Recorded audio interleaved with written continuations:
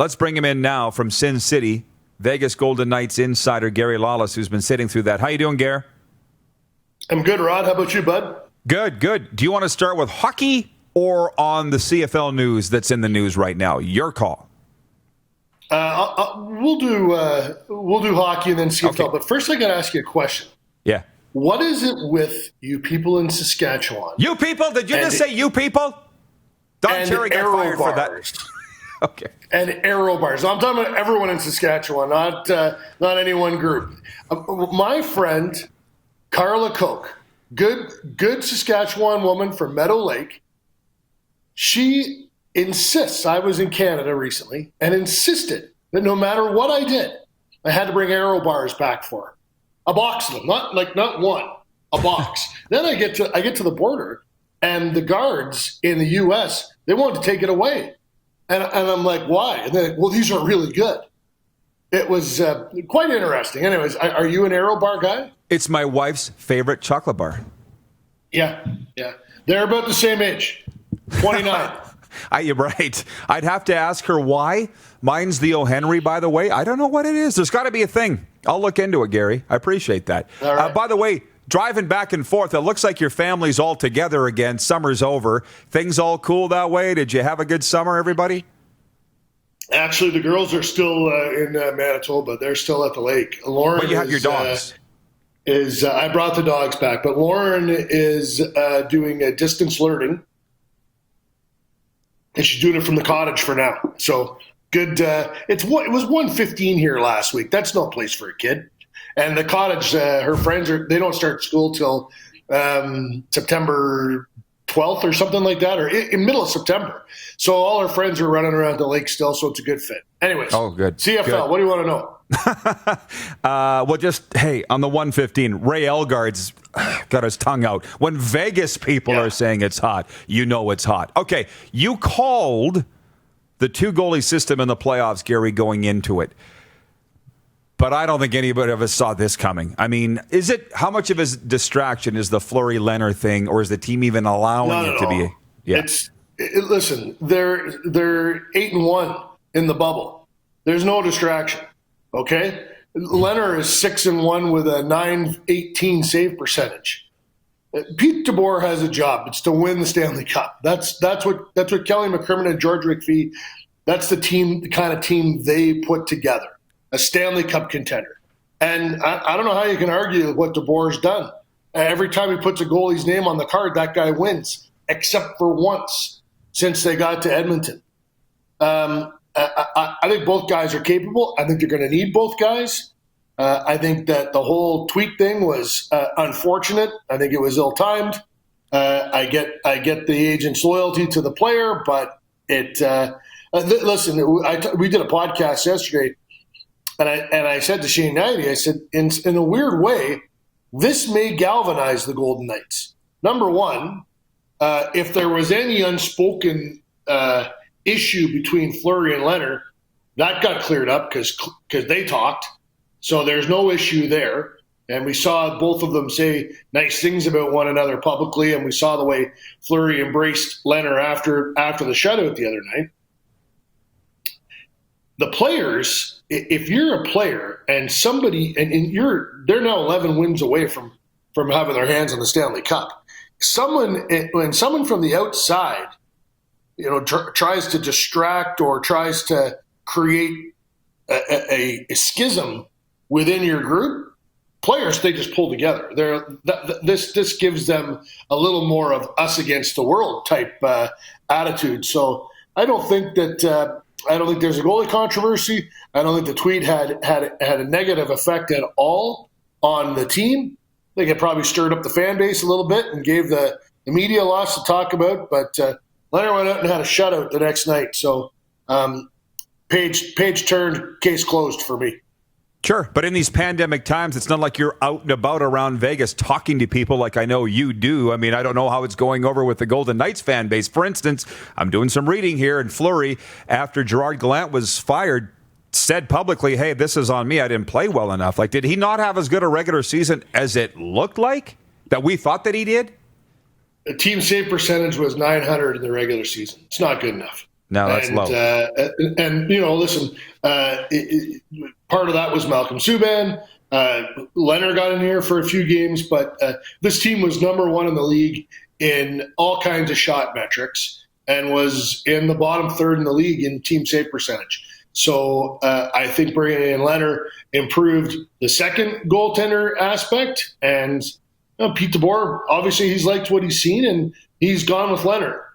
That doesn't, to me, I don't see any. There's no scenario for me where the Golden Knights get to the Stanley Cup final and Marc-Andre Fleury hasn't played a big role in it. This is very early. They've won one series and won one game in round two. Lots can change, and Marc-Andre Fleury is a world-class goalie, a Hall of Fame goalie. He is going to have something to say if the Golden Knights are going to have success here going forward.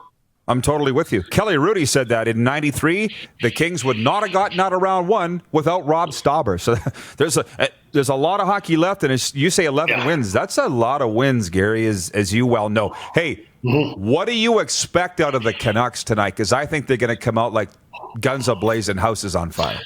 Yeah, they'll be way better. They were emotionally spent after two really tough series against veteran teams, Minnesota and then St. Louis.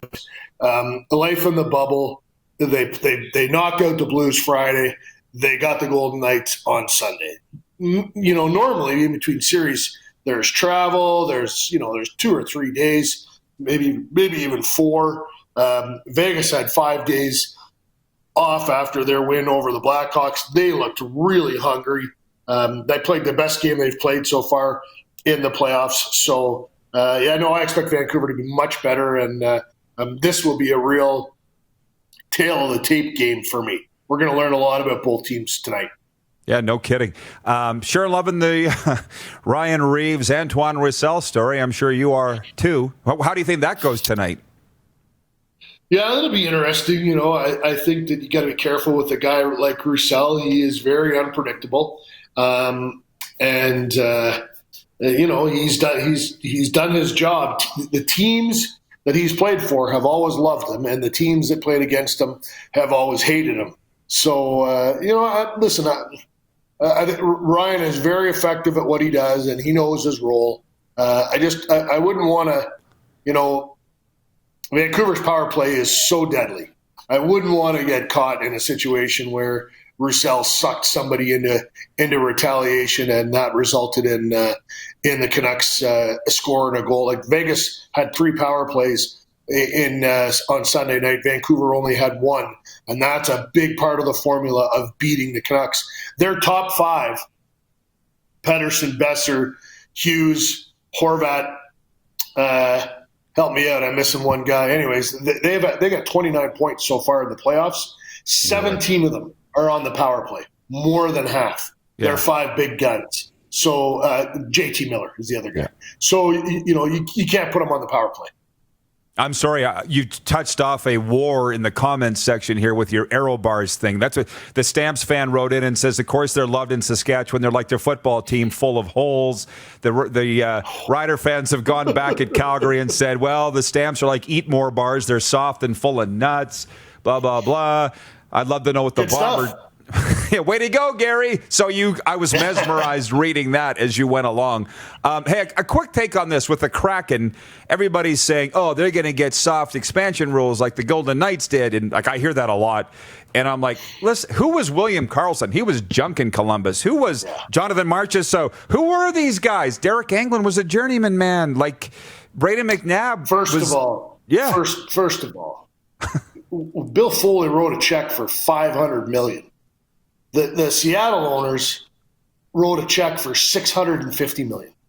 Like, what if you buy a Tim Hortons franchise? Do you not get to sell the best donuts? Do they say, "Oh, we're going to let you have a franchise, but you can't sell the maple glazed for 5 years"?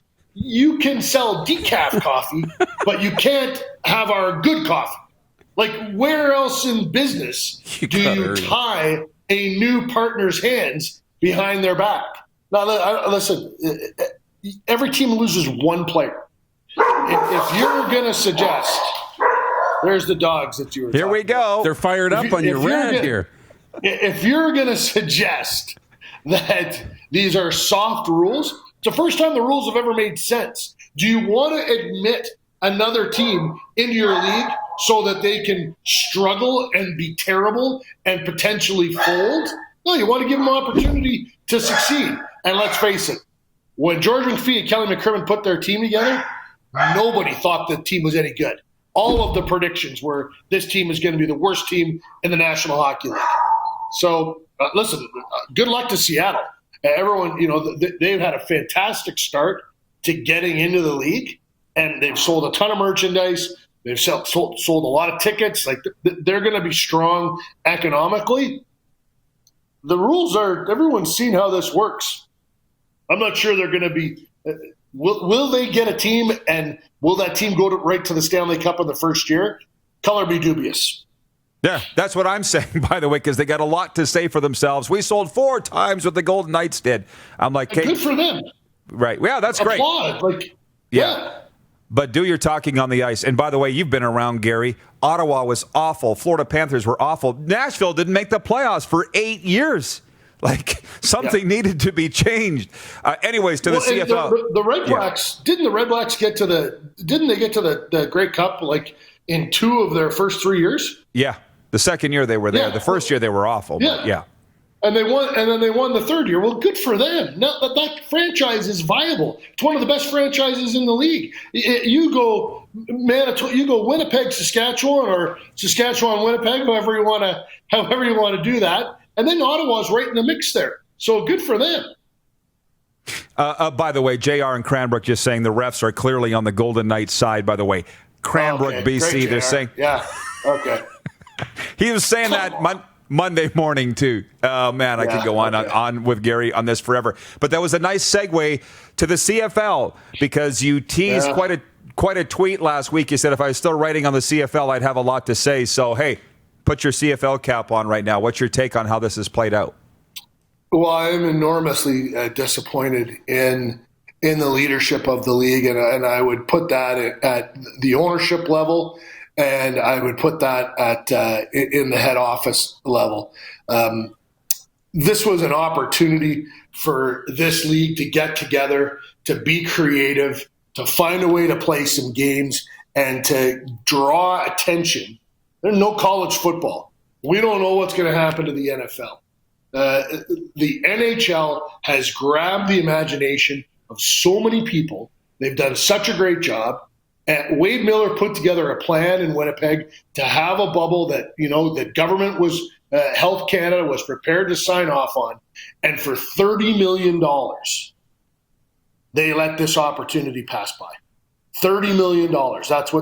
That's the money they were asking for from the government. And, the way they asked for it doesn't make any sense to me at all. They had no plan originally.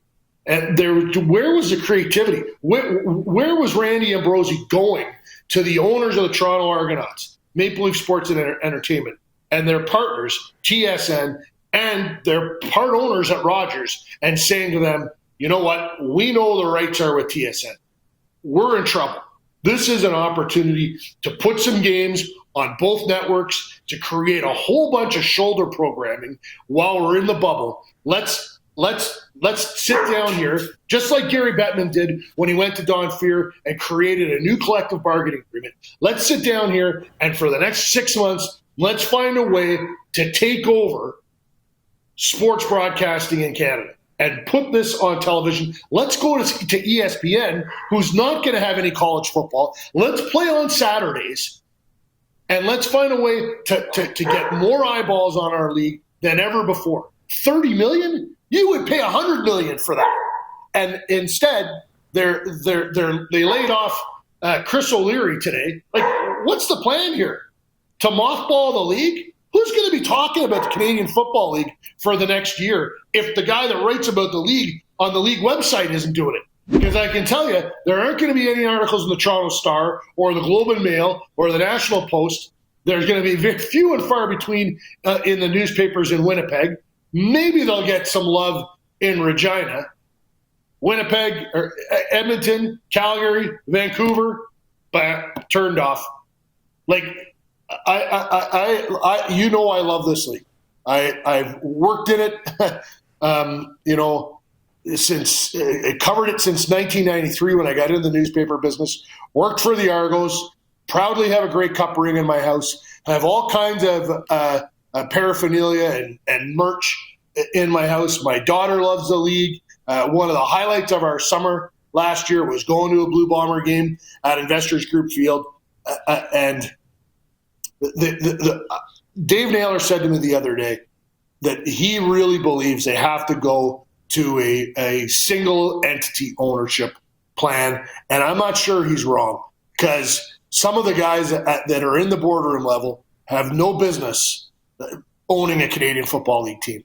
This is it is thoroughly disappointing to me what has happened. This was an opportunity to grow your brand, to grow your league. You're talking about not being able to, not just having retirees as fans, and you got to have 18-year-olds as fans. Well, the 18-year-olds in Toronto are going to be looking for something to watch on Saturday afternoons this fall when Ohio State and Notre Dame aren't on the television, and the CFL had an opportunity to walk through that door. This was years of neglect in those big Ontario markets. This was an opportunity to show your product off, and instead, nothing. It's a shame. Yeah, drop the ball, and I appreciate that. You nailed it, and I just think this is the opportunity to come back stronger than ever. This is how it's going to happen, Gary. Look, your dog obviously needs attention. The fans are voting Gary Lawless Rock Star of the Day, so we'll ship you your hat. I'll return the favor, Gary. Good luck tonight, and let's do it again soon.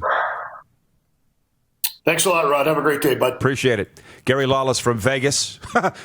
Zach in Calgary. Standing ovation for Gary Lawless there. Look, we're going to break and come back and unpack all of that, okay? You're watching Rod Pedersen On Demand. For more of The Rod Pedersen Show, visit rodpedersen.com or follow Rod Pedersen on social media.